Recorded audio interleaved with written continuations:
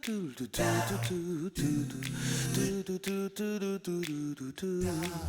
everyone. I'm Captain Logan. And I'm Rasco. Today, Rasco and I are going to tell you how we felt about Suicide Squad. Rasco, I honestly, it is surreal, man. We live in a different world now. I never thought I would say this. There's a Suicide Squad movie now. Yeah, and it was one of the most anticipated movies of the year, I guess. Yeah, that too. I mean, we've had this a lot lately with superhero movies where never thought I'd see the day where you got a Deadpool movie, especially one that was more or less, pretty true to the comics. I never thought you'd see Guardians of the Galaxy. Now we got another one of those, and I certainly wouldn't have expected it third in the new DC extended universe. And it was one, of course, that I was really curious to see how they would pull it off, and one of my most anticipated movies of the year as well, and especially after BVS turned out the way it did and the reaction people had to it. I was, of course, super curious to see what this would turn into. And so quick synopsis, as we always do on the show, obviously non-spoilers, and we will have a spoiler cast on Sunday, so look forward to that. With a larger panel.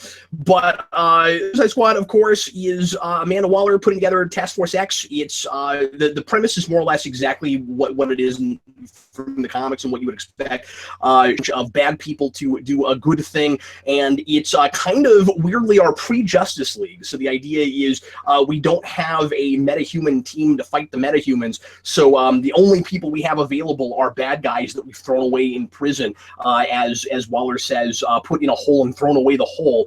And it's a whole eclectic assortment of bad guys with all kinds of different backgrounds and personalities, and some of which we spend some time really exploring and developing, and others that are kind of just there for comic relief or because they look cool or whatever it is. And at the same time, you've got the Joker, who has discovered that Harley Quinn has been broken out of prison, is trying to find her, but he is not the main bad guy of the film. There is a threat. There's kind of a mystical threat. So already, Rasco, 3 films in, we've got mystical stuff.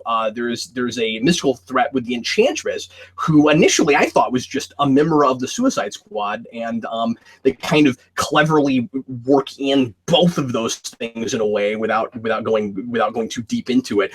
And the idea is the Suicide Squad either this threats, and some of them go on kind of a redemptive journey, and that's basically the movie. So Rasco, how did you feel about Suicide Squad? This movie made me feel like I was watching WB commit suicide. Wow, that's scathing, man. And that's the thing. That sounds like I really hated it, but that's not necessarily what I'm saying with that. Okay, so you're saying they committed suicide? I almost said Suicide Squad. So you're saying they may have committed suicide in that the way this was handled was a bad marketing strategy or a bad storytelling strategy? What are you getting at? I think that this is a movie that was probably meddled with a little bit too much by WB in a way that I think is going to dissatisfy, or not dissatisfy. It's not going to leave the people who bought into some of the later trailers very satisfied, but it's also not going to leave some people that maybe kind of liked the tone that they were heading with the DC movies, but didn't necessarily latch on to BVS or Man of Steel. I don't think it's going to really satisfy either of those camps fully. Best thing, worst thing. So I'll go ahead and say that I think the best thing was probably Harley Quinn in this movie. I was expecting to like Margot Robbie a whole lot in this film, and I thought that was great casting, but I was actually surprised by how much I actually really, really liked her in this movie overall. So that was probably the best thing. And then worst thing I would have to say is that I think that this movie, there was they kind of chopped it up and then had to figure out where to place all the chopped up pieces after they chopped a lot of it up. And I think it left a lot of stuff that I think we really needed. It left that out because there's stuff that you see in trailers and stuff like that that is just not there anymore. And I'm just really curious about and I can kind of see where it clearly used to be, and then it was moved or something like that. Really strange editing choices at a couple places in this movie. I think especially at the beginning, Mm-hmm. which is odd because for my part, I liked the movie a lot more up until the third act than I did the third act for the most part. But I also thought it had a really tough time getting off the ground. It's a really strange thing because, like I said, I think at least a portion of all of the pieces that originally made up the whole. There's like parts of everything that is kind of missing still there. It really feels like they had something, then they had to chop it up, and they kept some of what they eventually wound up taking out, but like they kept a little bit of it there because they had to. Okay, so do you think that because of that, it's just tonally uneven? Because I think it is that sometimes. Do you think it's just tonally uneven and it's having a hard time landing on an identity? Or do you think it, like we felt with BVS, was incoherent and didn't make enough sense? It's a little bit of both. Because I think it's a way more straightforward movie than that. No, yeah, it is. In many ways, it does a lot of things that I really like. Like I like how it's a much more contained story that is taking place over a shorter period of time than a movie like BVS is. And it's a matter of like there are things in the beginning that I think clearly at some point were changed to be the way they are. And it's really hard to, I don't want to like say anything too specific because that would be spoilers. So there are things in the beginning of the movie that I just know originally were not handled that way. And then later on, there's one thing in particular where I don't even know what I'm looking at. There's like a reveal thing and I'm like, what is this? Like, what? I don't even know what I'm looking at. I was so confused by this one thing that really feels like it was at the beginning of the movie. They chopped it and then moved it later on.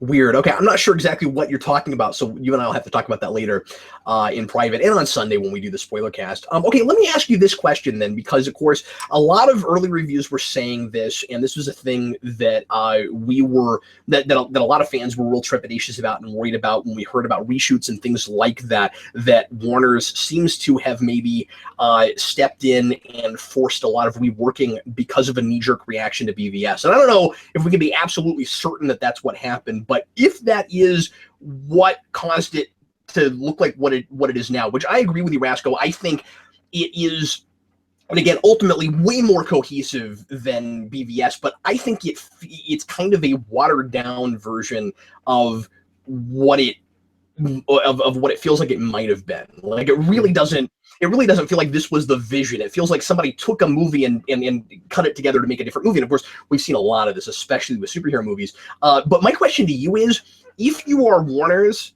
and you have that and you have that grand letdown or straight up didn't like kind of reaction to BVS that hurts it after that opening weekend, do you touch this at all, or do you just put it out, or can we not even really criticize the strategy or know what the strategy ought to have been without seeing the original product? It's really tough because I think that I think so I think that maybe it feels like the original vision of this film, from what I've read and stuff like that, and heard from David Ayer early on in the project, it seems like that vision was a bigger risk that personally sounded like it would have appealed to me. Like that's what I wanted it to be more like the original vision for the film sounded like. I think that the way they marketed the movie and what they tried to turn it into was a safer bet. But at the same time, you have to go in and mess with something at that point. And when you do that, you instantly increase the risk because you increase the likelihood that it won't work in the ending. Because it's, in a lot of ways, movies, they're kind of developed like a painting. Like everything is being developed simultaneously from the ground up. And it's like when you have a vision, you can't just take a portrait and then chop it up and mix it around, and you won't still have the same thing anymore. You may have something equally as cool, but oftentimes you'll just mess it up. And I don't know, you're taking a risk by just going in halfway through a project being developed and changing things. I think that what they tried to change the movie into was, if they had started with that concept, a safer bet. Yeah, I think so too, and it just feels a little bit disjointed because they did that. Having said that, it was way more watchable than I expected it to be from those early reviews. Yeah, I would agree. I was real surprised after I heard a lot of early critics saying that it was a hot mess and that they could hardly tell what was going on toward the end, and I don't agree with that at all. I don't know where they're getting off saying stuff like that.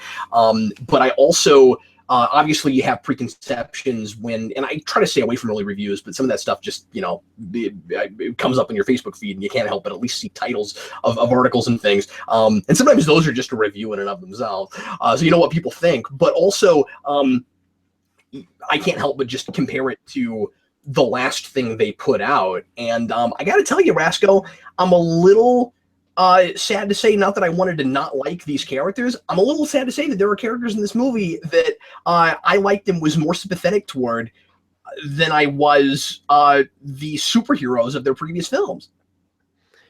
I think that this movie contains the best characters that we've been introduced to, that we have been introduced to yet in the DC extended universe. I think that this movie contains the best characters so far. To do with them moving forward, even if some of them weren't fully drawn, or we didn't do as much with them as we could have, or as Ayer maybe initially had done in his first draft.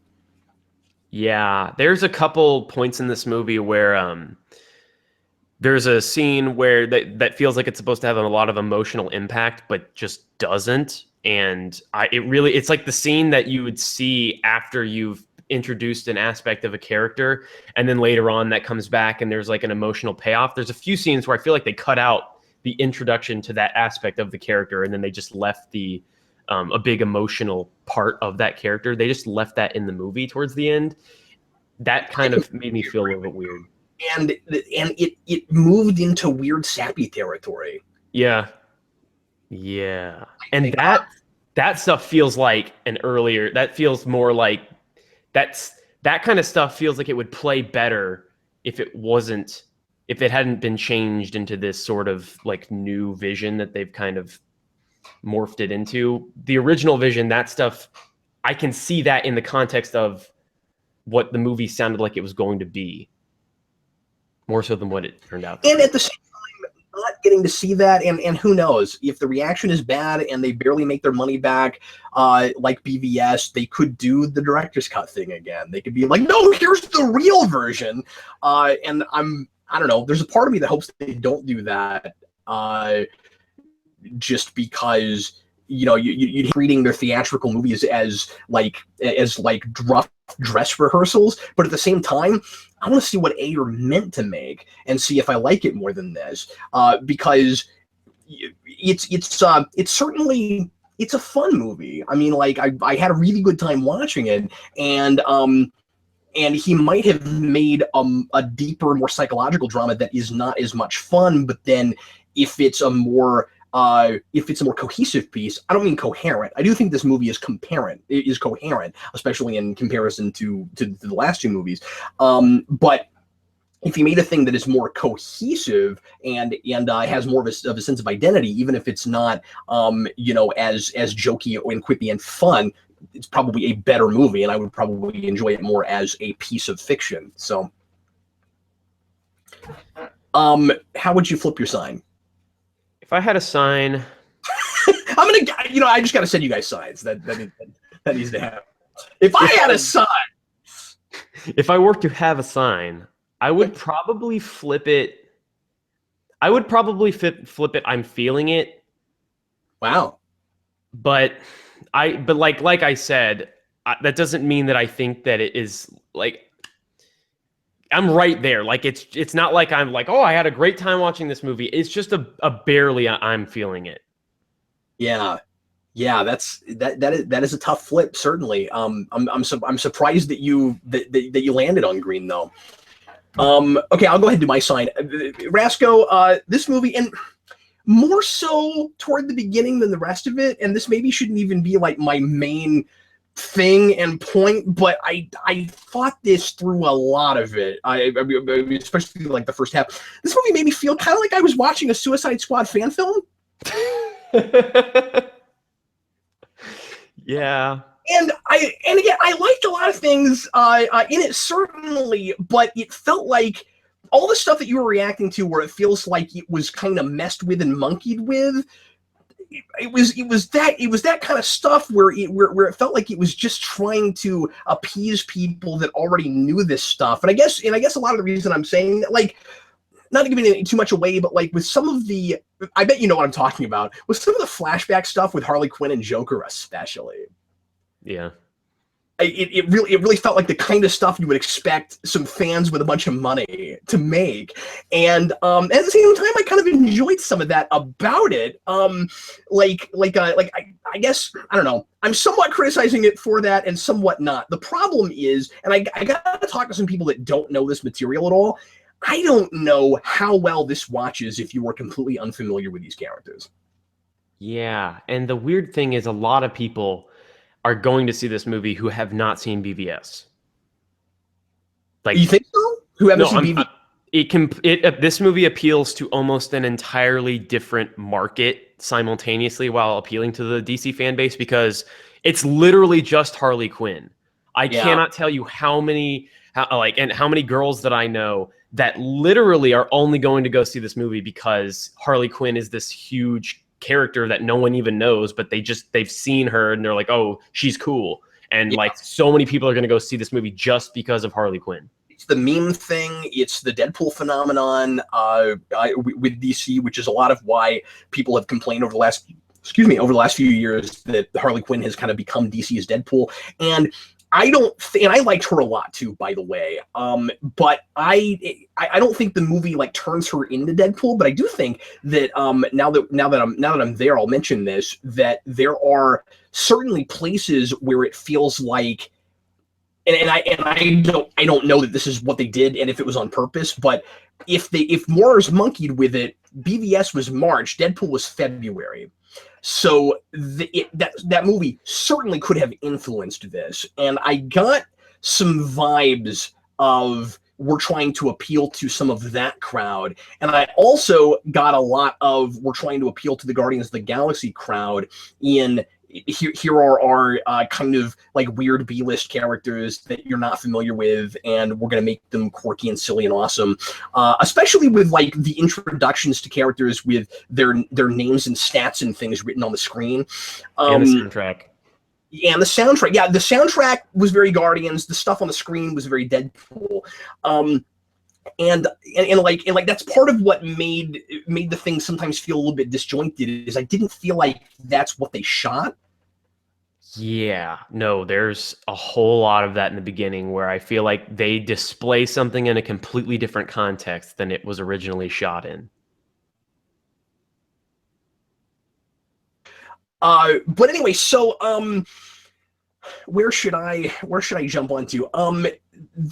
I think this movie would have been served by cutting like 3 or 4 characters. I think it's got too big of a team. I agree. And some of that is just like it's not a problem that you would focus on some characters over other characters. I don't think it tries to. One thing I gotta really give it, Rasco, is it never tries to make me think I'm supposed to have fallen in love with characters that it didn't do anything with. There are some characters that really are just along for the ride, and it knows it, and that makes it kind of okay. There's just too many of them. Katana should not be in this movie. That's a thing. And I especially thought her inclusion was weird because, and again, I'll try not to get into too many plot details, but they put the team on a helicopter and they fly them to the place where they have to go solve a problem. And there's a really good reason that Rick Flag isn't telling them exactly what they're walking into, but he's trying to keep it entirely hush hush, like even the nature of it being a supernatural thing.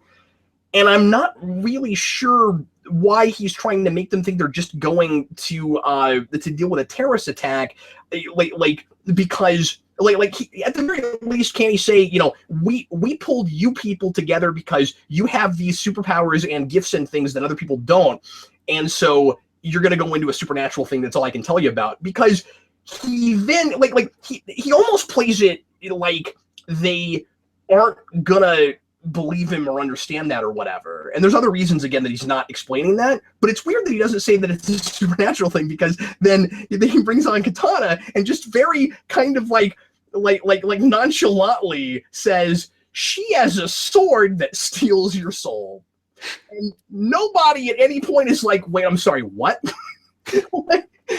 How is nobody challenging that? So anyway, that's kind of neither here nor there, but she felt shoved in, I guess, is the point I'm making. And she serves a role, but I feel like anybody could have been in the position she was in pretty easily.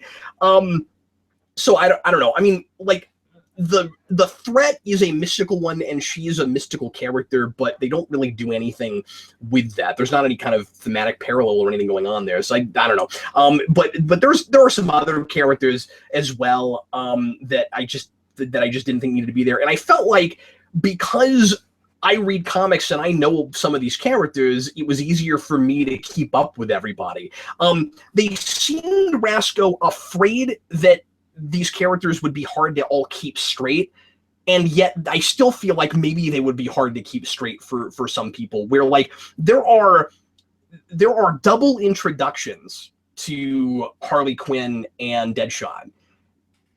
Like, they're introduced to us and then they're introduced to us again, and that's why, and that's part of why I'm saying they had such a hard time deciding how to get the ball rolling and get started. Like, the entire first act feels like a prologue as opposed to a first act. They waste so much time in the first act. Like, you mentioned the whole, like, here's this character, statistics and blah, blah, blah. There's no point in doing that for characters that, like you said, are just there to be along for the ride. There's no point in doing that for those kind of characters. No, that's a thing too. And like, Captain Boomerang has a quirk that I think is from the comics. I don't know. But he's got a quirk thing that they give us in the stats that then they show him dealing with later. And I was like, that's kind of funnier and clever if it's not in the stats in the first place. Like, some of that stuff, I felt like they were a little bit too worried that people weren't going to be able to keep up with with them, and they accidentally went for information overload. Like, that stuff's not, I don't mean to talk about this too much, but that stuff's not on the screen long enough to read it, some of it. Yeah, it's not. And also we open with some flashbacks for some characters, and I was surprised by how many flashbacks were then also throughout the rest of the movie.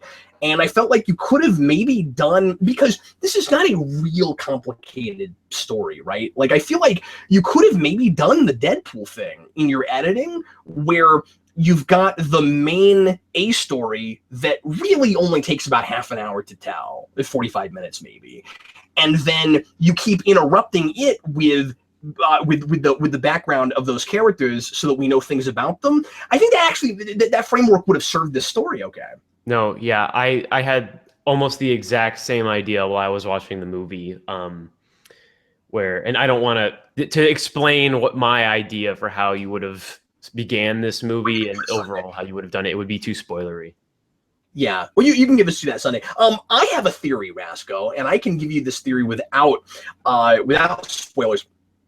Having seen this now, I think that, and again, this is in retrospect, I doubt you ever would have thought to do this, and it would have been a much more giant risk, Rasco. But given the Man of Steel and BVS and now this whole kit and caboodle should have started with Suicide Squad.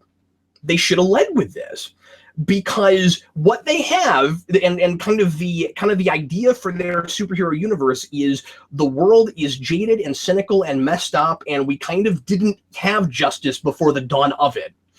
And the only people that are trying to save us are doing so with horrible people. I really like the idea that the Suicide Squad predates the Justice League. I think that's a really cool idea. No, yeah, that is. In some ways, this felt at the beginning, and I'll really give it this by the end. At the beginning, I kept feeling like they were rushing things and jumping the gun, and that this felt like Guardians. That it feels like they're Guardians in some ways. That it feels like the movie you put out after you really established your characters that they knew and loved already, or at least that you could make them fall in love with, and then now you try the weird off the wall crazy stuff because you've got that brand recognition and you've got that consumer confidence now. You can maybe do that. But then by the end, I found myself thinking, again, thematically for what they're doing with this universe, Suicide Squad is really what they should have done. Potentially. Yeah, no, I mean... But that never would have happened. I mean, because I don't know if you can start there and expect people to go see it. Yeah, it's strange because this is almost like, it's really strange because this is the kind of movie that it would be incredibly unsafe to do first. But I don't think the fact that they've done it third has helped them at all because of the reaction to Man of Steel and BVS. So it's not like they benefited from not doing it as the first movie. Yeah, unfortunately. Boy, I'm like this right now. But see, I'm I'm finding myself kind of inching toward red the way you inch toward green. Here's the thing. It really lost me by the third act, and it came around again in kind of its epilogue for me. I loved where we left everybody. I thought that was all really cool. There's just one thing, and I'll talk about it in the spoiler cast. There's one thing at the end of the movie where I'm just like, oh, if you had not done that, you would have instantly made a character that I cared nothing about instantly, incredibly, I don't know.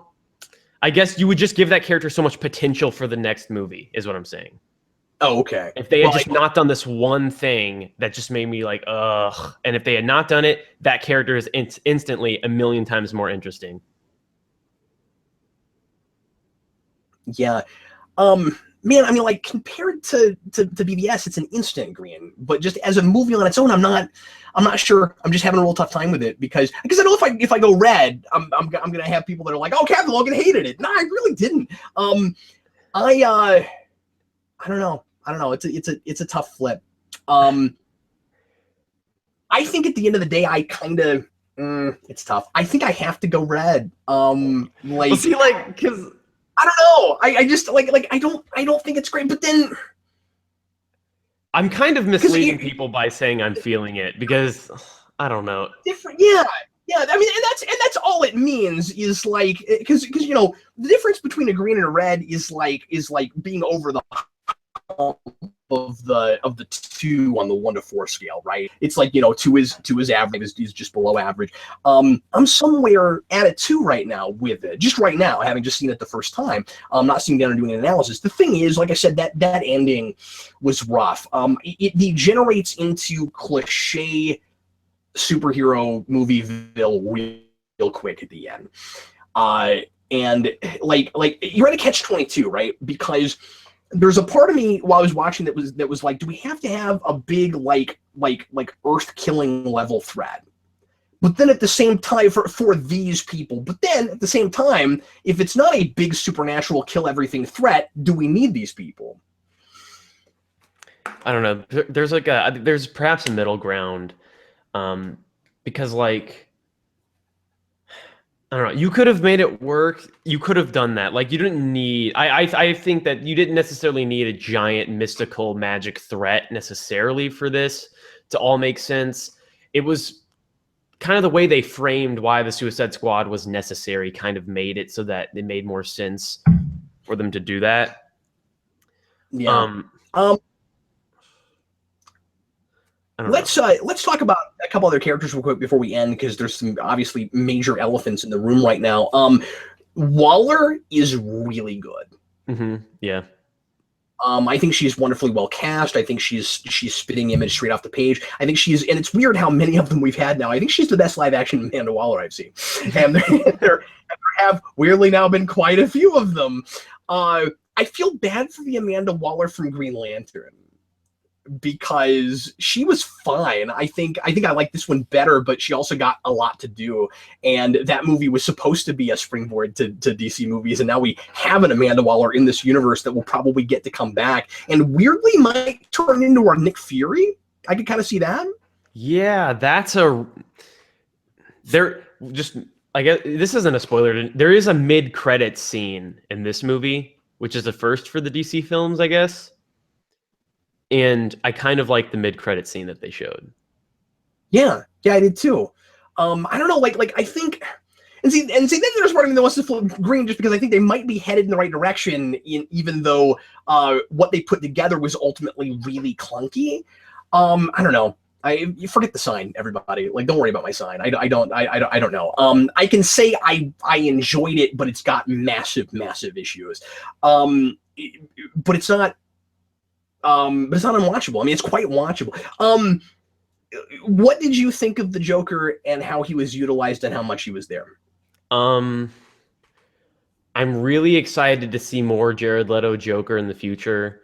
I think that I don't completely buy that he was even necessary for this. And his whole reason for being involved in the plot makes me think that they kind of misunderstand the Harley Joker relationship.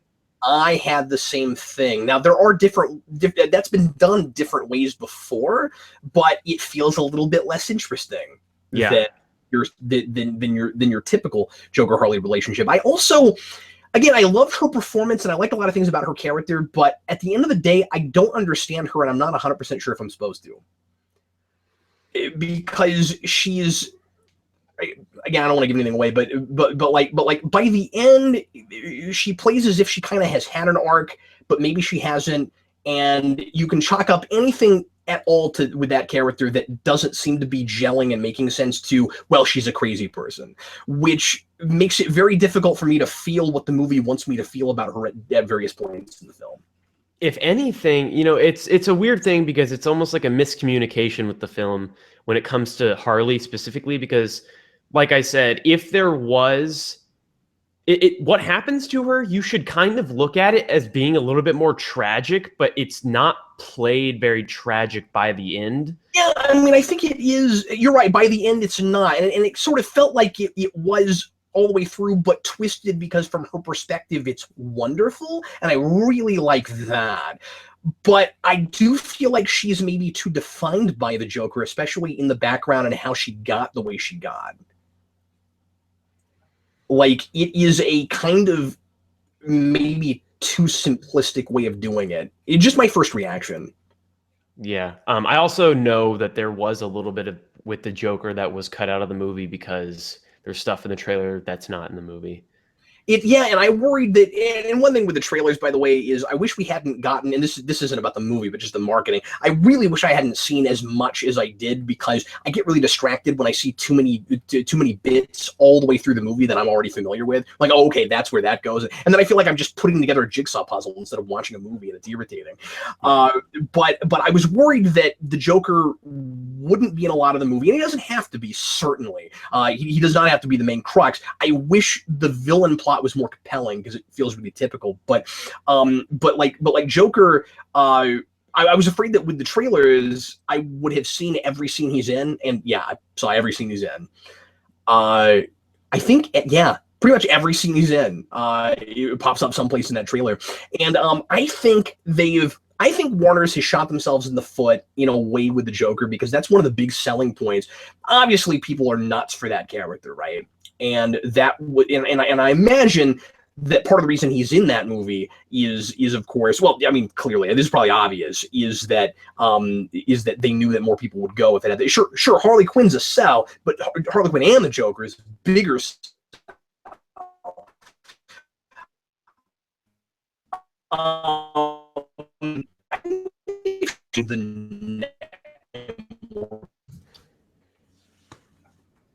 Rasco, are you there? Yeah, I'm sorry, you lagged. Or I don't know who was lagging. There was lag happening.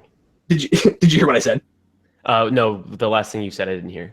I think Warner's might have shot themselves in the foot by not immediately letting us know right before this movie came out where we would see him next. Yeah, that's a strange thing right there. Like, Because people are going to see this and be disappointed because it's not his movie and because he's not the main villain. And I think the way he's utilized is fine. It's kind of hard to imagine why Leto threw himself so much into this role given what he has to do in the movie, but I'm sure he's also thinking ahead.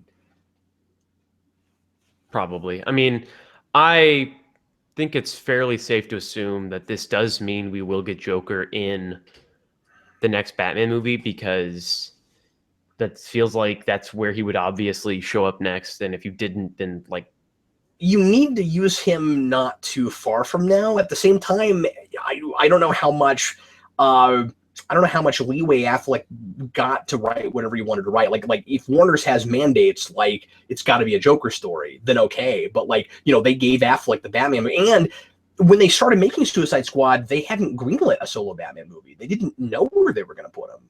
I don't think. yeah, I mean, Or was there? I guess there was talk about a solo one, but they didn't know it was going to be Affleck yet. that happened somewhere around BVS at like during like showings of that film within Warner Brothers. There was like talks immediately after the first cut of the movie was seen where they were like, "Oh yes, Ben Affleck is getting his own Batman movie," and it was rumored, but like kind of like confirmed that was going to happen about like in the middle of the BVS thing. Yeah. Real quick, I'm not a giant Deadshot fan, so I don't know how Deadshot fans are going to feel about it. I thought Will Smith was pretty good. I thought he was all right. Yeah, I think that it was. But you know, I liked him. He was certainly one of the more sympathetic characters in the movie, and one of the people they did the most with. Was also surprised by just how much they did with El Diablo of all people, and that was okay. Also, I liked him too. But yeah, Smith was fine for me. I'm on the fence about the relationship he builds with Harley Quinn. I've got reservations about that. There's a little bit of it that kind of feels like people are enamored with her because she's Harley Quinn and the fan base is enamored. Yeah. When it comes to Will Smith as Deadshot, I think that he brought out the right character, like, because like Will Smith's one of those actors where like everyone always says that whenever he's in a role, he kind of like is Will Smith, and I think that that's not exactly accurate. It's more so that there are certain characteristics of Will Smith that he will always put into there will always be some aspect of the character that is a little bit Will Smithy that no one else would have quite played it the same way. And I think that Will Smith pulled out the right Will Smith attributes to put into Deadshot. So it didn't feel like there are certain characteristics of Will Smith that I would not want in Deadshot, but he seemed to just take the things that made the most sense from his personality and put those into the character, I guess. He went back to Hancock a little bit. Yeah. I wonder if that's the movie that they were like, yeah, Will Smith is Deadshot. Because of Hancock, yeah. Well, we've been talking a long time, and we are doing a spoiler cast on Sundays, so I know counterintuitive to do a 40-minute video before a spoiler cast, but there it is. So anyway, thanks a lot for watching, everybody. Sure appreciate it. And Rasco is what, like kind of trepidatiously recommending the film? I mean, I think yeah, you should. I think everyone should go see the movie. But like, do not mistake me giving it I'm feeling it, because it's that word, it's the phrase I'm feeling it. Because I don't necessarily say I'm feeling it, but I would say that it's on the positive side of the spectrum, I guess.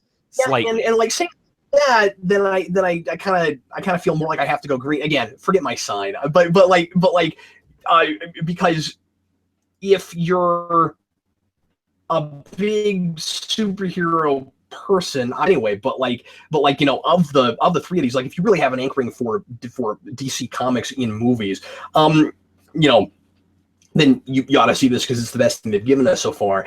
But something else that I meant to mention was that it was weirdly more PG-13 than I expected.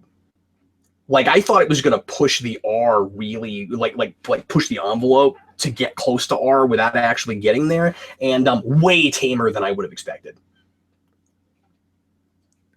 In terms of like the violence, I would say, yeah, there's a little bit of language here and there. Yeah. Sure, absolutely. But like, I don't know, it just doesn't get as vulgar and violent as I would have expected. Which is going to be a bad thing for some people, where, you know, it feels like the watered down Suicide Squad, where if only it was R, we would have gotten, you know, something that feels more like the real Suicide Squad. I'm sure you'll hear a lot of that from Suicide Squad fans. Yeah. Well, that is me and Rasco right now, just after having seen it a couple of hours ago. Thanks a lot for watching. Sure appreciate it. And we will see you again on Sunday, where we will spoil the heck out of Suicide Squad. In the meantime, I was Captain Logan. And I'm Rasco. And we'll see you in a couple of days.